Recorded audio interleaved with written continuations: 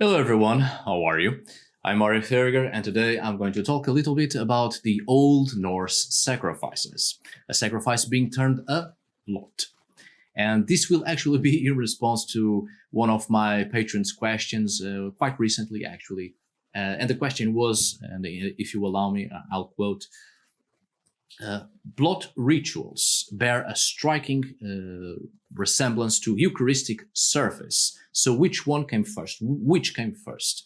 So this is what I'm mainly going to talk about today. Which one came first? Blót rituals or the Eucharistic service?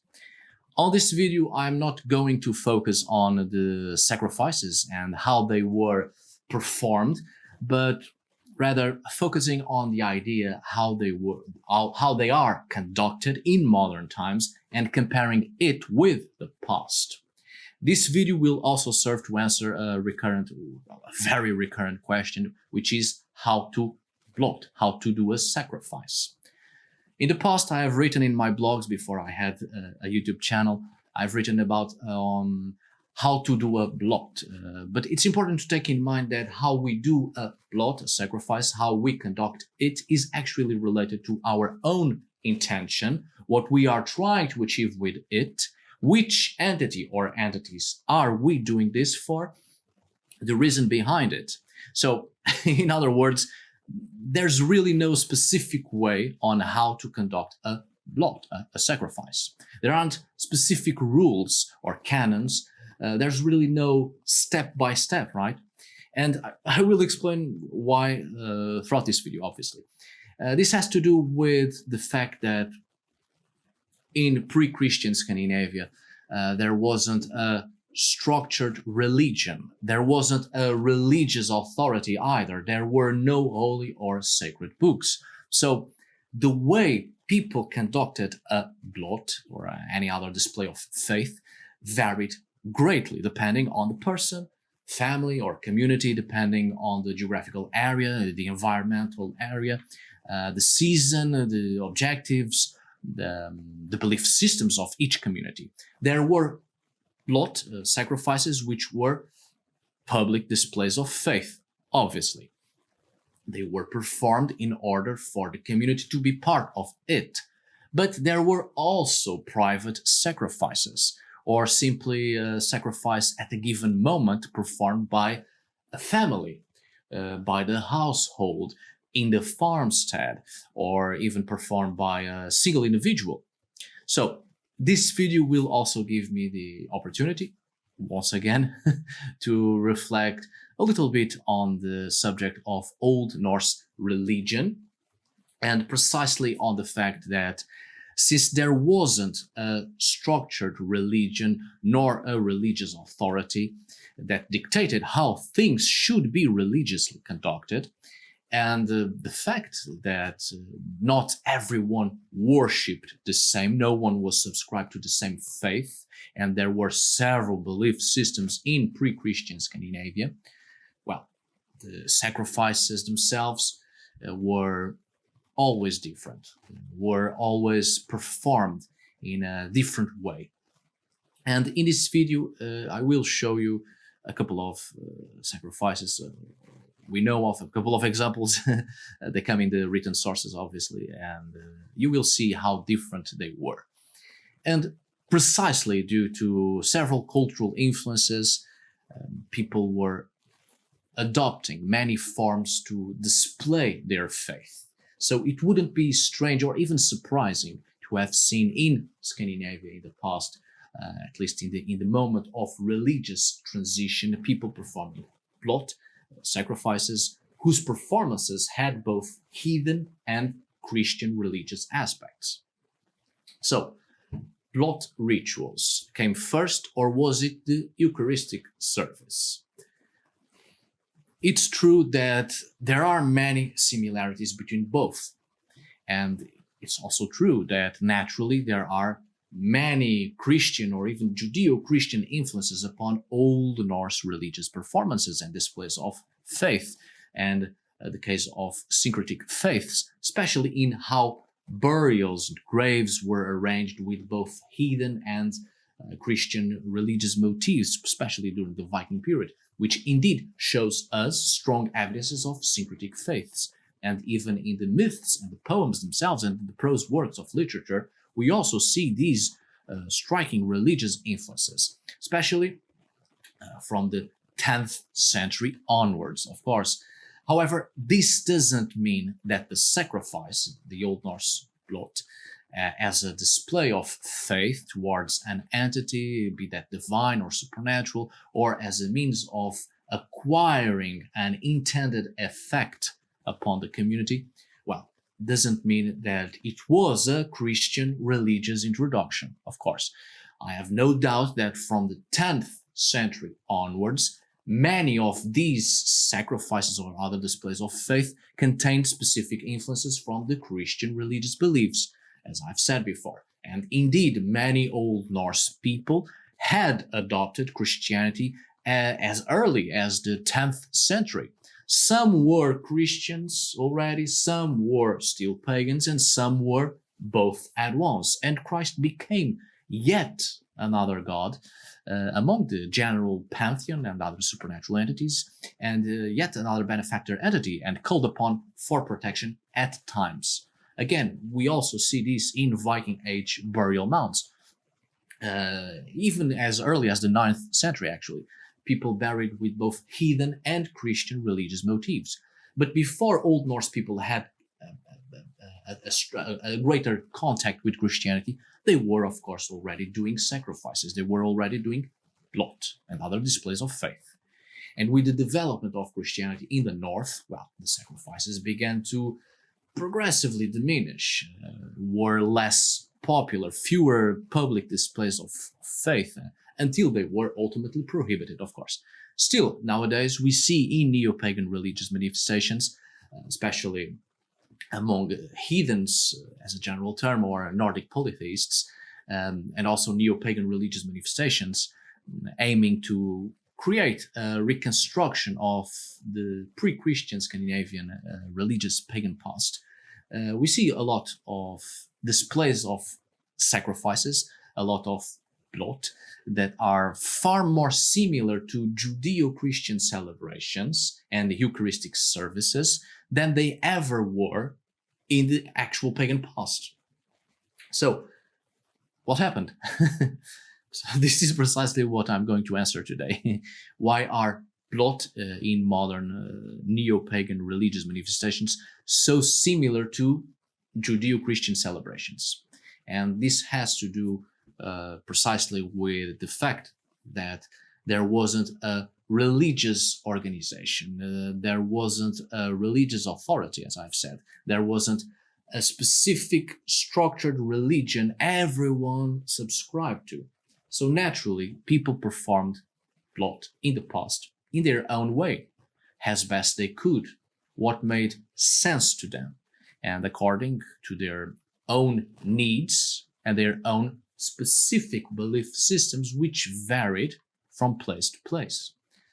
So what reaches us nowadays isn't a well-structured form on how to Blót, how to do a sacrifice. We do not have specific steps on how to do sacrifice, which is why nowadays in neo-pagan religious manifestations, the sacrifices are a lot more similar to Judeo-Christian displays of faith. This is a modern aspect of paganism. By the lack of knowledge on how to do, neo-pagan religious movements adapt and improvise and borrow from other religious realities more familiar to neo-pagans in modern times of the so-called Western cultural world. But I'm getting ahead of myself. I'll explain all of this in a moment. So let's take a look, please. So first things first, as I've pointed out on the video about common misconceptions in Old Norse religion, you can see right here, there was no religious organization in Scandinavia during the Viking period. No religious authority either. So this is the very first thing we really must take in mind. Due to the fact that there was neither a religious authority nor an official religious structure in the Old Norse society, every ritual, ceremony, sacrifice, Blót, was really up to the person who performed deeds, right? Or held deeds to others. Anyone could have a different approach because there was no official way to do it. The lack of canons and religious laws in what is precisely what gave freedom for each individual, family, household, community to perform things the way they wanted and what seemed to be the best approach, and to perform ritual to whoever or to whichever or whatever people wanted. In other words, the lack of established structures of religion is what made the Old Norse people being so susceptible to the performance of cults. So, this is indeed the very first thing we must take into consideration to understand the evolution of Blót, the evolution of sacrifice, and the differences between the sacrificial performances in the past and how they are conducted nowadays, in the present, in modern neo-pagan religious manifestations. In this case, Nordic polytheism is a general term. So, what we must focus on is the fact that Old Norse paganism, heathenism, if you will, let's say more or less prior to the 10th century, or better still, prior to the moment of a stronger religious transition between 10th and the 11th centuries of the Common Era, of course, Old Norse religion was not static, but rather a dynamic set of belief systems that changed gradually over time. And with Christianity itself, paganism in the north didn't stop. It actually grew even more and expanded and evolved, adopting several Christian beliefs at first. And it would have continued to be like this if Christianity hadn't become the official religion and if the older displays of faith hadn't been prohibited, of course. So, pre-Christian Scandinavian belief systems were never static, always evolving and adapting according to the situation and the variety of beliefs and syncretic faiths. Old Norse belief systems were heavily integrated in various aspects of life, but again, these were not organized into a fixed system. In fact, there was no conception of religion in pre-Christian Scandinavia, the same way we understand it nowadays as a structure in society. And that is actually quite noticeable in Old Norse language itself, as there was no specific word for religion. The closest term we can get to that idea is Siðr, which meant something between the lines of ways and customs, which isn't specifically to address a religion, but to address a whole cultural system in which religion also takes part of, as a system that is constantly changing and evolving its ways. Nothing is truly fixed in it. There was no clear separation between what was the religious and what was magical. And I've said this many times before on other videos concerning, especially concerning the archaeological contexts in Scandinavia. Any individual could perform worship and ritual in their own private spaces. And at some point, it is almost impossible to make a clear separation or distinction between religion and magic in pre-Christian Scandinavian archaeological contexts, because both complemented each and were very much part of the daily lives of Old Norse people. Siðr, the ways and customs, were integrated in the daily lives of Old Norse people as a natural part of all their daily affairs.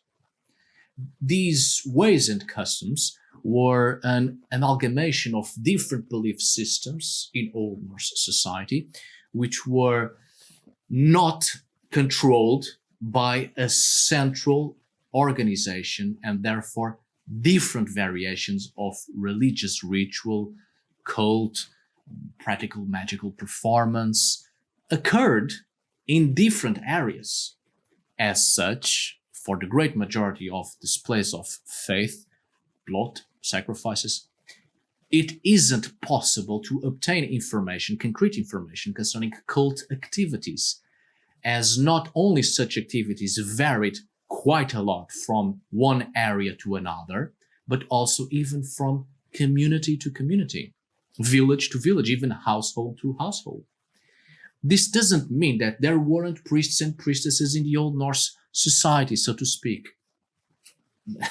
Again, I urge you to watch that video I've made concerning the common misconceptions in Old Norse religion, so I won't have to, well, waste your time by repeating myself.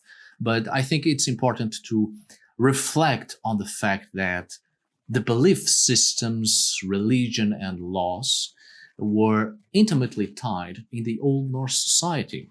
As such, priests, what we can call priests, held both religious and secular roles, although their religious roles seem to have been secondary, whilst their political role was far more important in the Old Norse society. And also the case of priests and priestesses who were actually members of the nobility, of the elite, who held some public religious performances and ceremonies to their subjects.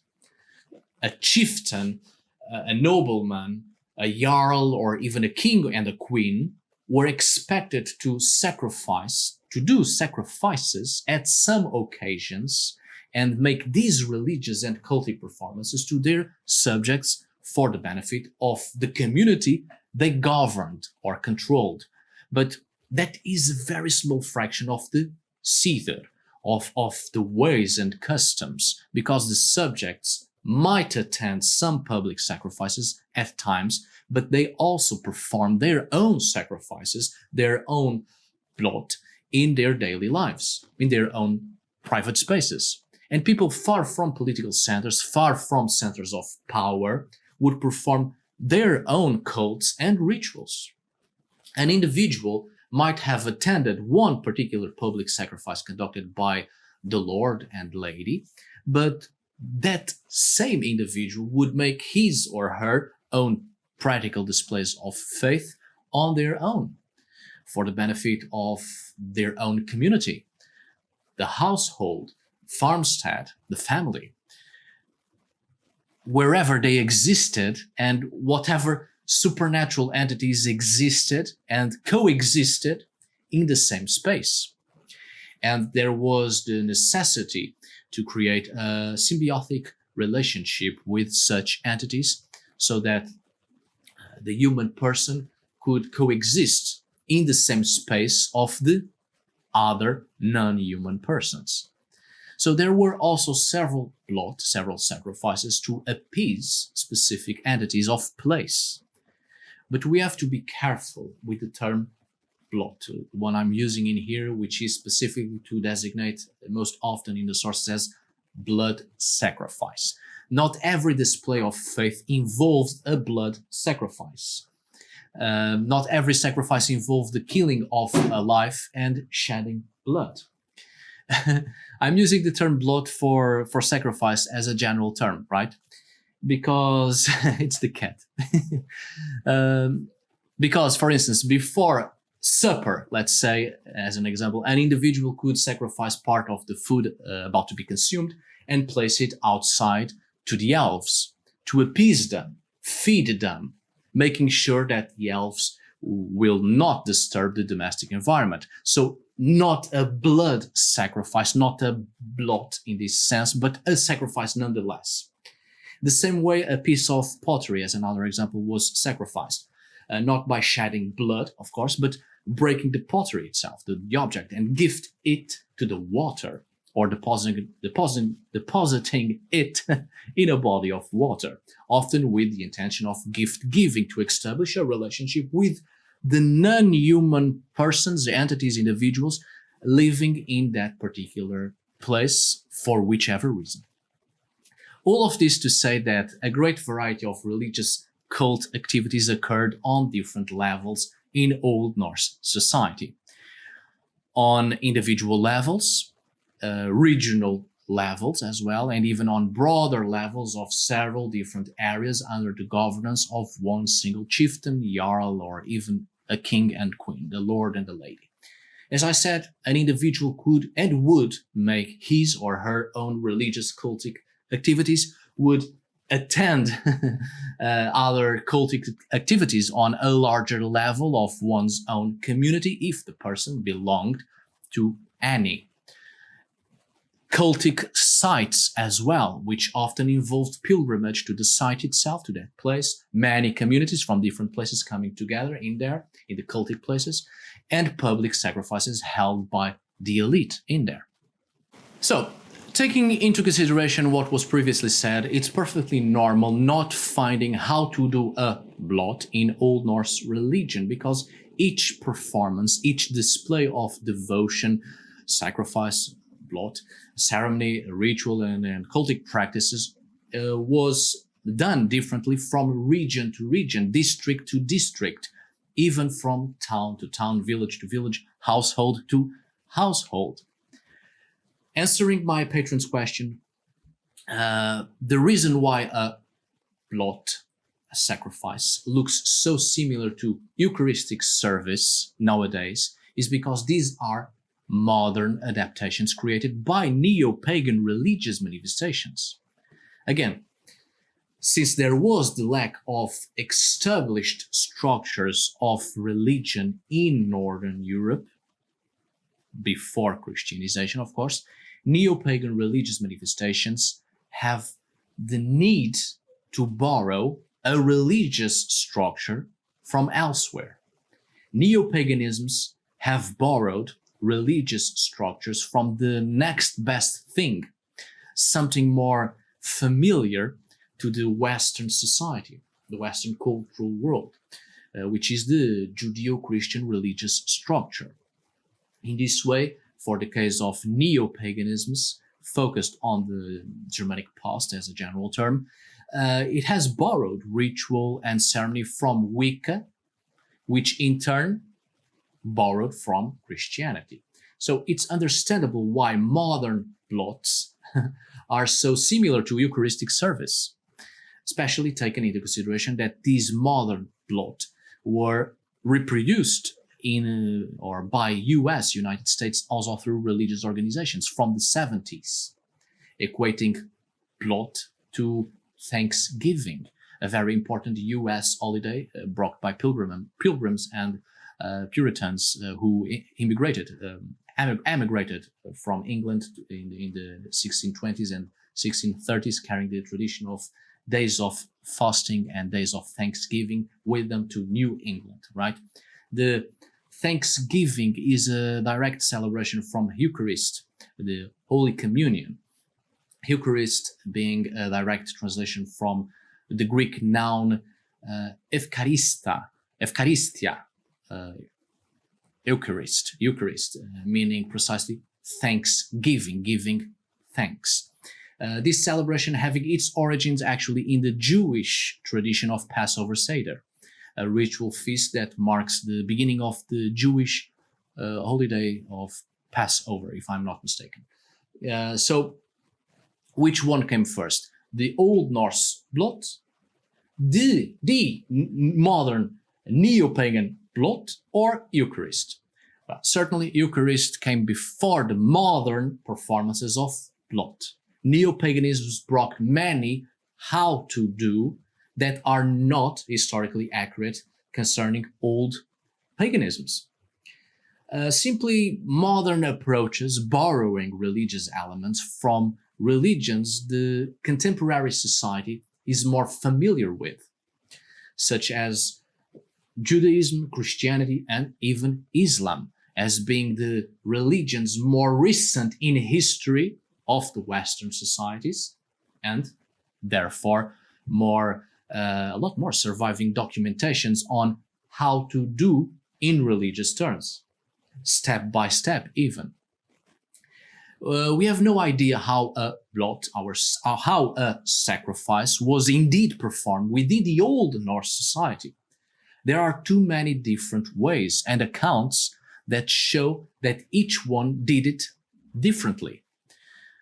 For instance, let me show you a quick example from the sources, the written sources, that contains a certain visual idea that gives us, well, some indications of a blot.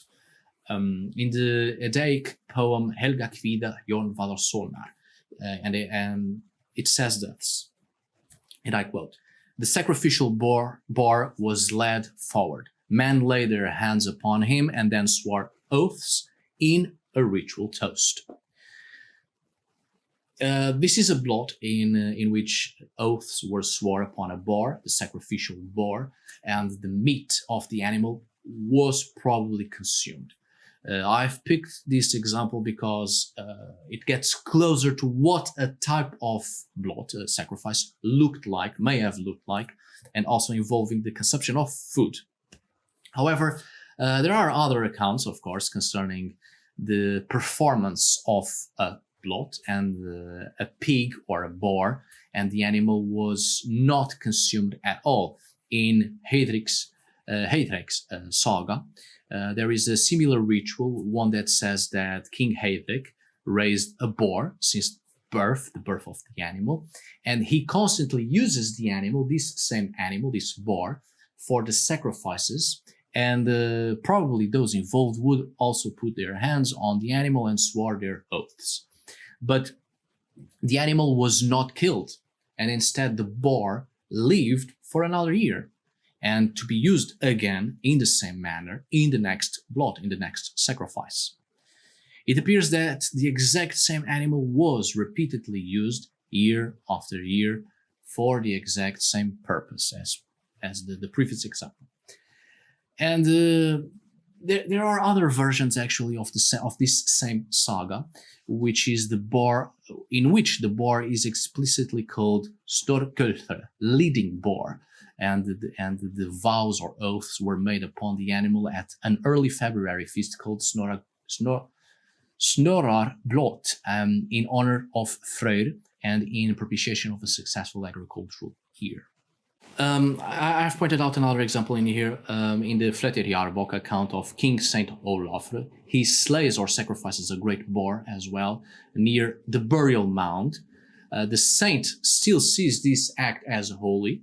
The pig or the boar was by far the most consumed animal in Northern Europe during the Nordic Middle Ages, and also the most used in blot, in sacrifice, be that killing the animal, killing and eating the animal, or allowing the animal to live for another year and be used in another blot next year.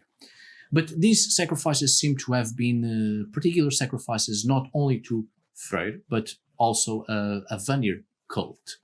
The importance of sacrificing a boar near a burial mound in King St. Olaf's account says much about the nature of the sacrifice, as burial mounds and ceremonies and ritual performances associated to them, to the burial mounds, always point to cults related to Vanir deities, such as Freyr and Freya. Of course, pig or the boar would not have been the only animal subject of sacrifice. The Christian King Haakon, for instance, or King Haakon of Norway, as you know it, tried to avoid eating the horse flesh which was given to him, served to him by the pagan subjects that, well, served him when he went to London. And King St. Olaf discovers a remote settlement in northern Norway where the community preserves and makes ritual use of a large horse phallus as part of its evening activities, as part of a daily blot, a daily sacrifice. Not blood sacrifice in this sense, but a sacrifice nonetheless, which I have mentioned in the video Old Norse religion and the question, everyone worship the same? It remains that question. But in that video I speak about the cult of Völsi, which can be read in Volsa Thalfre, Olaf's Saga Helga. These are just a few examples, of course, from the surviving sources. So it's important to take in mind that due to the lack of established structures of religion in pre-Christian Scandinavia, neo-paganisms focused on Old Norse religion constructed Blot sacrifice, even ritual, by borrowing religious elements from Judeo-Christian traditions. So, how to do a blot, a sacrifice, like the Old Norse did?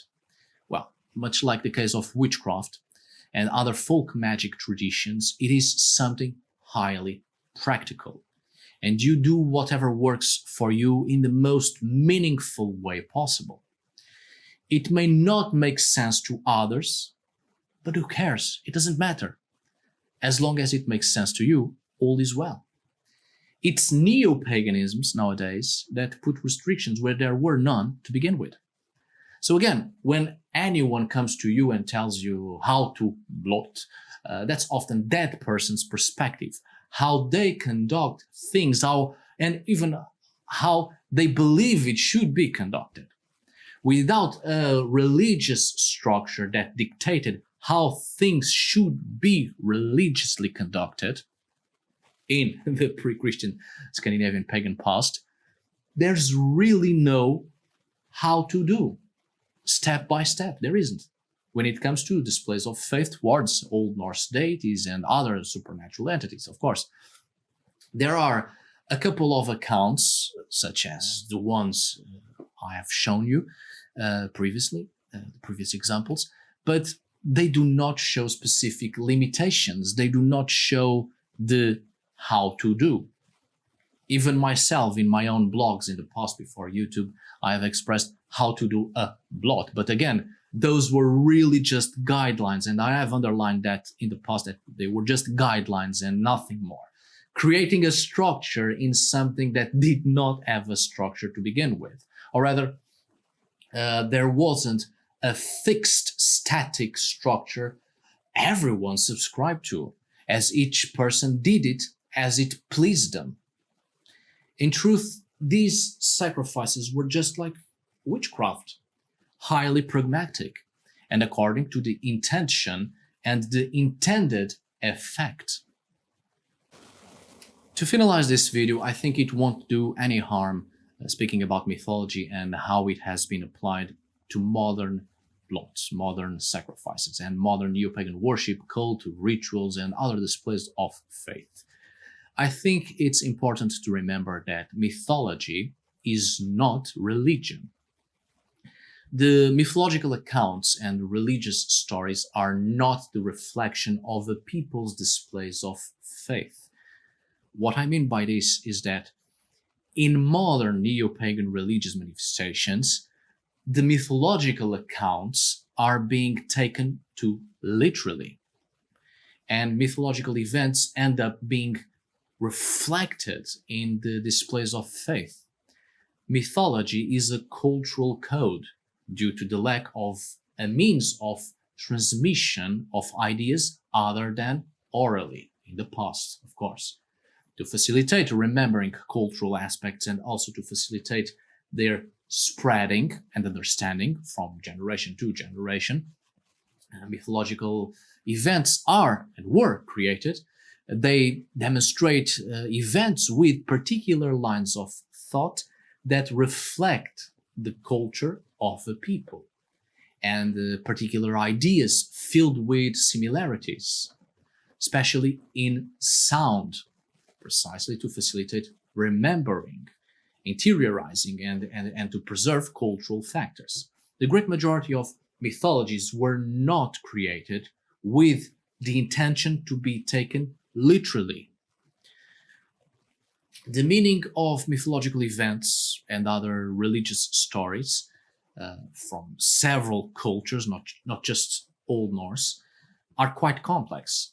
Such myths and stories were created and used for a wide variety of purposes, for teaching moral lessons, as an example, to express the relationship between humanity and nature, to describe particular historical events and preserve them in a way that is easy to remember, to interiorize by equating such events with gods and other entities and legendary heroes, and to express philosophical analogies, to explain why particular actions are conducted, even concerning the cult of or to a specific deity, or simply as an actual story to tell around the fire on a very cold and dark night. There are many reasons. But again, mythology is not religion. So transporting mythological accounts into worship or other displays of faith is being taken too literally nowadays in neo-paganisms, as if it were a reflection or the spitting image of the world. There's a greater emphasis on worshipping the Norse gods nowadays, returning to that, in modern Nordic polytheism, than there ever was in the actual pre-Christian Scandinavian pagan past. The gods were often secondary in the daily lives of Old Norse people. Just because, for instance, there is a cosmic cow licking ice and creating life, doesn't mean Old Norse people were worshipping an actual cosmic cow, or any cow for that matter, or everyone indeed believed in that. Which, by the way, the cosmic cow Audumla is actually part of Icelandic myths of creation, so it would not have been a mythological conception shared by every pre-Christian Scandinavian. We must also take that into consideration. The fact that many myths reflect geographical realities, reflect environment. So such myths would only make a lot more sense to people involved in such environmental realities, and not the ones in other environmental realities. Many gods in Old Norse literature were never gods at all that have been actually worshipped. Some were poetic embellishments, others were real people, and the accounts serve precisely to extol them. Others were legendary heroes, and some were just characters to facilitate the process of transmission of the stories. But some were indeed actual gods that have been actually worshipped, but not all mythological accounts about such actual gods reflects an actual religious belief.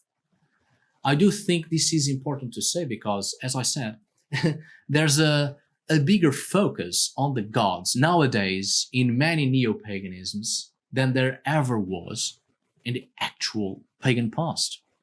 Nowadays, there's a fervent need to express devotion towards the gods, a devotion that wasn't so striking in the pagan past. And this happens because this is the reflection of the religions most of us, of the Western cultural world, have been dealing with for almost 2000 years. We still have this tendency to cling on to the religious stories in the Jewish, Christian, and Islamic traditions, and the fervent need to worship a deity and to please a deity. And then we transport this into neo-paganism, as if the pagans of the past had this same fervent need to worship the gods and please the gods all the time. The Jewish, Christian, and Islamic practitioners of such traditional faiths treat very differently the divine than ancient pagans treated their own conceptions of the divine or divinity and the supernatural. For a pagan person of the past, it was far more important cultic religious activities in their daily lives towards the other non-human inhabitants of the world with which the human persons shared space. The gods were secondary.